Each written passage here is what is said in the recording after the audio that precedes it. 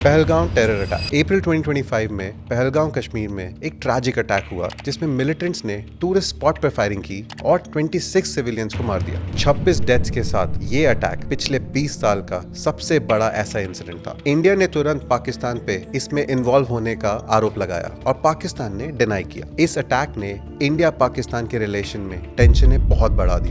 Reuters ने report किया कि इस अटैक के बाद दोनों न्यूक्लियर आर्म देशों ने एक दूसरे के खिलाफ कड़े कदम उठाए। इंडिया ने इंडस वाटर ट्रीटी अबेयंस पर रख दी और दोनों ही देशों ने अपनी एयर स्पेस दोनों देशों के लिए बंद कर दी। जब ऐसी सिचुएशन बनती है तो सीधा असर आता है मार्केट की कॉन्फिडेंस पर। एज पर रिपोर्ट्स, अटैक के बाद ही इंडियन स्टॉक मार्केट गिर गया और रुपी और स्लाइड हो गया। इन्वेस्टर्स टेंशन में आ गए और सब बियरिश हो गए। तो पहलगाम अटैक का मार्केट पे ये इम्पैक्ट हुआ कि लोगों का भरोसा हिल गया और मार्केट थोड़ा पैनिक मोड में आ गया। वैसे तो वॉर अभी हुई नहीं है, पर अगर फुल स्केल वॉर आउटब्रेक होती है तो बात करते हैं कि इंडियन इकोनॉमी और उसकी मार्केट पे क्या इम्पैक्ट आएगा। Oil prices surge. ऑयल पूरी इकोनॉमी को चलाता है। अगर वॉर होती है तो मिडिल ईस्ट और साउथ एशियन रूट्स पे अनसर्टेनिटी आ सकती है। ऑयल पाइपलाइंस, पोर्ट्स बंद हो सकते हैं। ऐसे में ग्लोबल ऑयल प्राइस ऊपर चला जाएगा। जिस तरह हमने देखा था गल्फ वॉर में, ऑयल प्राइसेस 3 गुना तक बढ़ गए थे। ऑयल प्राइसेस राइज से सीधा सीधा फ्यूल और ओवरऑल महंगाई बढ़ेगी। Defence spending. अगर वॉर होती है तो इंडिया को अपने डिफेंस पे और ज्यादा खर्चा करना पड़ेगा।